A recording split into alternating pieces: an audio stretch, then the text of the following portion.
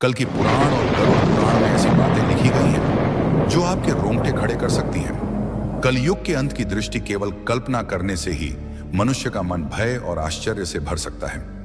यह युग इतना भयावह होगा कि यह आपके दिल को झकझोर कर रख देगा। लेकिन यह कोई काल्पनिक कहानी नहीं, बल्कि हकीकत है। इन पवित्र ग्रंथों में लिखी गई बातें हमें आने वाले समय की भयंकर सच्चाई से अवगत कराती हैं। आज हम इन्हीं के बारे में विस्तार से जानेंगे और आपको बताएंगे। हमारा निवेदन है कि इस जानकारी को अंत तक पढ़ें और हमारे साथ बने रहें।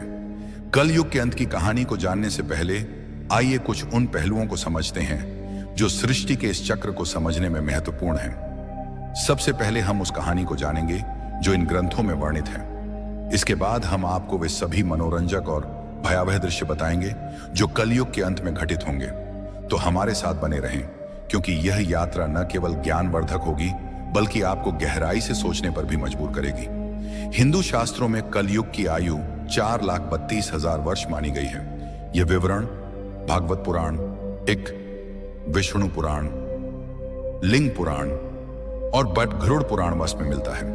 कलयुग की शुरुआत महाभारत युद्ध के बाद द्वापर युग के अंत में मानी जाती है। वर्तमान में लगभग 5,000 वर्ष बीत चुके हैं और अभी भी लगभग 4,27,000 वर्ष शेष हैं। इन ग्रंथों में कलयुग के लक्षण, मानव व्यवहार और इसके अंत के संकेतों का वर्णन किया गया है, जो हमें इस युग की चुनौतियों के प्रति सचेत करते हैं। महाभारत के युद्ध की समाप्ति के पश्चात जब धर्मराज युधिष्ठिर हस्तिनापुर के सिंहासन पर आसीन हुए, उनके मन में सृष्टि के भविष्य को लेकर अनेक प्रश्न और चिंताएं उत्पन्न हुई। द्वापर युग अब समाप्ति की ओर था और कलयुग के आगमन के संकेत स्पष्ट रूप से दिखाई देने लगे थे।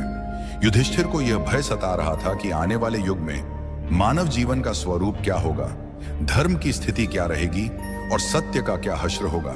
इस चिंता का समाधान पाने के लिए उन्होंने अपने चारों भाइयों भीम, अर्जुन, नकुल और सहदेव के साथ भगवान श्री कृष्ण से परामर्श करने का निश्चय किया। युधिष्ठिर ने अपने भाइयों को बुलाया। अर्जुन, जो हमेशा युद्ध के लिए तत्पर रहते थे, ने चिंतित स्वर में पूछा, हे बड़े भ्राता, आप इतने व्याकुल क्यों हैं? क्या किसी शत्रु ने हस्तिनापुर पर आक्रमण करने का दुस्साहस किया है? यदि ऐसा है तो आप आज्ञा दीजिए, मैं अभी जाकर उसका नाश कर दूंगा। युधिष्ठिर ने गहरी सांस लेते हुए कहा, हे अर्जुन, मैं तुम्हारे पराक्रम से भली भांति परिचित हूं। इस पृथ्वी पर कोई भी शत्रु इतना साहसी नहीं कि हस्तिनापुर पर आक्रमण का विचार भी करे। मेरी चिंता किसी बाहरी शत्रु से नहीं बल्कि कलयुग के आगमन से है। मुझे यह भय सता रहा है कि आने वाले समय में मानव समाज किस दिशा में जाएगा, धर्म और सत्य की क्या स्थिति होगी। भीम, जो अपने बड़े भाई की हर चिंता में सहभागी होते थे, बोले, हे भैया, आपकी चिंता हमारे मन में भी भय और अनिश्चितता उत्पन्न कर रही है। कृपया हमें बताइए कि कौन सा संकट हमारे सामने है। युधिष्ठिर ने गंभीर स्वर में उत्तर दिया, हे भीम, तुम ठीक कहते हो। एक भयंकर संकट आने वाला है। मैं कल युग के प्रभावों के बारे में सोचकर चिंतित हूं। इसलिए मैंने निश्चय किया है कि हमें द्वारिकाधीश श्री कृष्ण के पास जाना चाहिए। केवल वही हमें इस चिंता से मुक्ति दिला सकते हैं। सभी पांडवों ने युधिष्ठिर की बात से सहमति जताई। अर्जुन ने कहा, आप सत्य कह रहे हैं भैया। श्री कृष्ण ही इस समय सबसे ज्ञानी और भविष्य दृष्टा हैं। हमें उनके पास जाना चाहिए। भीम ने भी उत्साहपूर्वक कहा, हे धर्मराज, मैं आपके साथ हूं। हम सब द्वारिका चलकर श्री कृष्ण से परामर्श करेंगे। इस प्रकार सभी पांडव द्वारिका की ओर प्रस्थान करने लगे। द्वारिका की पवित्र नगरी में पहुंचकर पांडवों का भगवान श्री कृष्ण ने हार्दिक स्वागत किया। युधिष्ठिर ने उनके चरणों में प्रणाम करते हुए कहा, हे केशव, आपको बारंबार नमस्कार। आप तो अंतर्जनानी हैं। द्वापर युग अब समाप्त होने वाला है और कल युग के संकेत दिखाई दे रहे हैं। मैं यह जानना चाहता हूं कि कल युग में मानव का स्वभाव और आचरण कैसा होगा, वह किन कर्मों में लिप्त होगा और मोक्ष प्राप्ति के लिए उसे क्या करना होगा। श्री कृष्ण ने मुस्कुराते हुए कहा, हे धर्मराज, आपकी जिज्ञासा उचित है। कलयुग के प्रभावों को समझना अत्यंत महत्वपूर्ण है, किंतु इसका उत्तर मैं आपको सीधे नहीं दे सकता। इसके लिए आपको और आपके भाइयों को कुछ विशेष अनुभव प्राप्त करने होंगे। युधिष्ठिर ने उत्सुकता से पूछा, हे माधव, आप जिस प्रकार की परीक्षा की बात कर रहे हैं, उसके लिए हमें क्या करना होगा। श्री कृष्ण ने कहा, हे महाराज, आपको और आपके चारों भाइयों को अलग अलग दिशाओं में स्थित घने और रहस्यमय वनों में जाना होगा। वहां आपको कुछ विचित्र और अद्भुत दृश्य दिखाई देंगे। उन अनुभवों को मेरे पास लौटकर साझा करें, तब मैं आपको कलयुग के प्रभावों के बारे में विस्तार से बताऊंगा। युधिष्ठिर ने कहा, जैसी आपकी आज्ञा केशव। आप जिस स्थान की ओर संकेत करेंगे हम वहां जाने को तैयार हैं। श्री कृष्ण ने कहा, आप और आपके भाई अलग अलग दिशाओं में जाइए। वहां भयंकर वन है। उनमें कोई असामान्य घटना दिखे तो उसे मेरे पास लौटकर बताइए। मैं आपको कलयुग का रहस्य समझाऊंगा। पांडवों के वन में अनुभव। श्री कृष्ण की आज्ञा का पालन करते हुए पांडव अपने रथों से उतरे और पैदल ही वन की ओर चल पड़े। वन का वातावरण शांत किंतु रहस्यमय था। पांडव अलग अलग दिशाओं में गए ताकि अधिक से अधिक अनुभव प्राप्त कर सकें। युधिष्ठिर का अनुभव। युधिष्ठिर को एक घने वन में एक विचित्र दृश्य दिखा। उन्होंने एक विशालकाय हाथी देखा जिसके 2 सूंड थे। यह हाथी अपनी दोनों सूंडों से वन के पेड़ों को उखाड़ रहा था, मानो उसकी शक्ति अतुलनीय हो। युधिष्ठिर आश्चर्यचकित हो गए और सोचने लगे कि यह दृश्य क्या संकेत देता है। अर्जुन का अनुभव। अर्जुन एक शांत और सुंदर वन में पहुंचे जहां पक्षियों की मधुर चहचहाहट गूंज रही थी। वहां उन्होंने एक विशाल पक्षी देखा जिसके पंखों पर वेदों की रचाएं लिखी थीं, किंतु यह पक्षी मृत जीवों का मांस खा रहा था। अर्जुन ने सोचा, यह कैसा विरोधाभास है। एक ओर वेदों का ज्ञान, दूसरी ओर मांसाहार। भीम का अनुभव। भीम एक हरे भरे चारागाह में पहुंचे जहां गायों का झुंड चल रहा था। वहां उन्होंने देखा कि एक गाय ने बछड़े को जन्म दिया और उसे इतनी जोर से चाटने लगी कि बछड़ा लहूलुहान हो गया। भीम ने सोचा, यह कैसी ममता है जो अपने ही बच्चे को घायल कर रही है। सहदेव का अनुभव। सहदेव एक शांत जलाशय के पास पहुंचे जहां 7 कुएं थे। 6 कुओं में पानी भरा था, किंतु सबसे गहरा बीच वाला कुआं पूरी तरह सूखा था। सहदेव ने इस दृश्य को देखकर सोचा कि यह क्या संकेत देता है। नकुल का अनुभव। नकुल एक पर्वतीय क्षेत्र में पहुंचे जहां ऊंचे ऊंचे पर्वतों पर हरे भरे वृक्ष थे। उन्होंने देखा कि एक विशाल शिला पहाड़ से लुढ़क रही थी जो अपने रास्ते में बड़े बड़े वृक्षों को उखाड़ रही थी, किंतु एक छोटे से पौधे के पास पहुंचते ही वह शिला रुक गई। नकुल इस दृश्य से स्तब्ध रह गए। श्री कृष्ण द्वारा अनुभवों का अर्थ शाम होते ही पांडव वन से लौटे और श्री कृष्ण के पास अपने अनुभव साझा करने पहुंचे। युधिष्ठिर का अनुभव। युधिष्ठिर ने कहा, हे प्रभु, मैंने 1-2 सूंडों वाला हाथी देखा। श्री कृष्ण ने मुस्कुराते हुए कहा, हे धर्मराज, यह दृश्य दर्शाता है कि कलयुग में शासक दोनों ओर से शोषण करेंगे। वे प्रजा से सेवा और भक्ति मांगेंगे, किंतु अपने स्वार्थ के लिए उनका दोहन करेंगे। दिखावे में वे धर्मी होंगे, किंतु अंदर से स्वार्थी। अर्जुन का अनुभव। अर्जुन ने बताया, प्रभु, मैंने एक पक्षी देखा जिसके पंखों पर वेदों की रचाएं थीं, किंतु वह मांस खा रहा था। श्री कृष्ण ने कहा, हे अर्जुन, कलयुग में विद्वान और पंडित कहलाने वाले लोग ज्ञान तो रखेंगे, किंतु उनका हृदय पवित्र नहीं होगा। वे धर्म और वेदों का उपयोग केवल धन कमाने के लिए करेंगे। भीम का अनुभव। भीम ने कहा, प्रभु, मैंने एक गाय को अपने बछड़े को इतना चाटते देखा कि वह घायल हो गया। श्री कृष्ण ने उत्तर दिया, हे भीम, कलयुग में माता पिता का अत्यधिक स्नेह बच्चों को आत्मनिर्भर बनने से रोकेगा। उनकी ममता बच्चों के लिए बाधा बन जाएगी।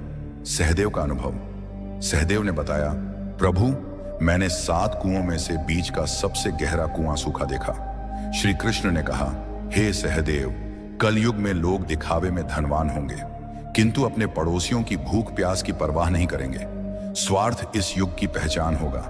नकुल का अनुभव। नकुल ने कहा, प्रभु, एक विशाल शिला बड़े बड़े वृक्षों को उखाड़ रही थी, किंतु एक छोटा पौधा उसे रोक देता है। श्री कृष्ण ने कहा, हे नकुल, कलयुग में धन और सत्ता मनुष्य के पतन को नहीं रोक पाएंगे, किंतु भगवान का नाम और सच्ची भक्ति जो एक छोटे पौधे के समान है उसे बचा सकती है।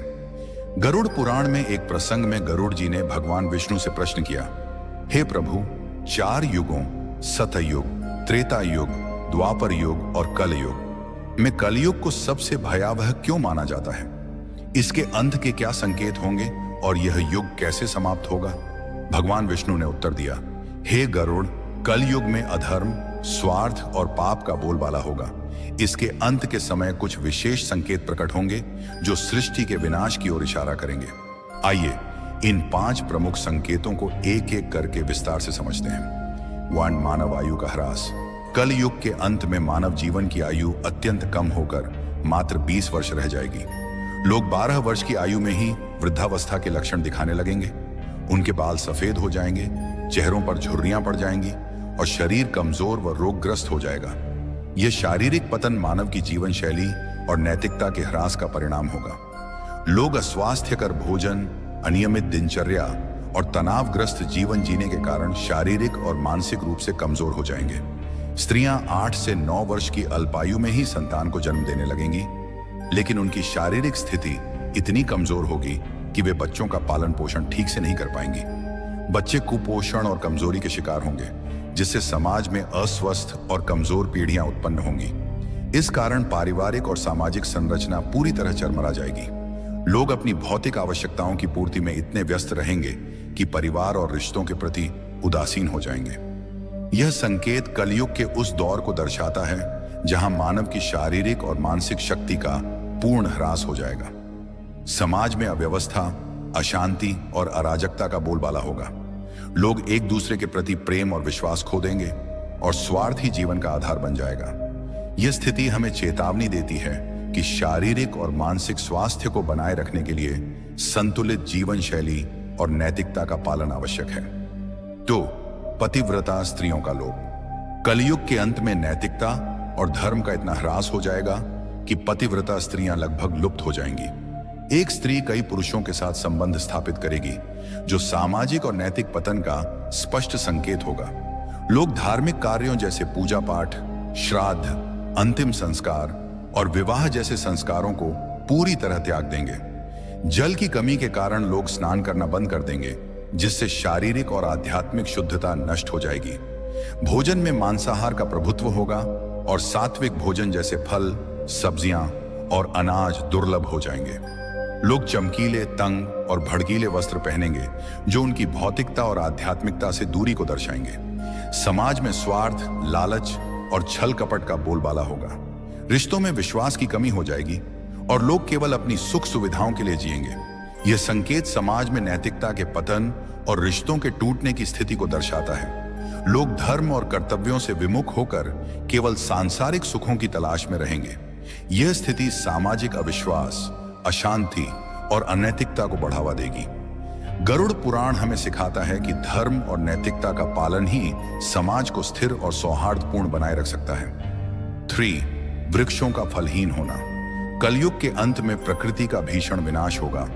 वृक्ष फल और फूल देना बंद कर देंगे और केवल शमी वृक्ष ही जीवित रहेंगे।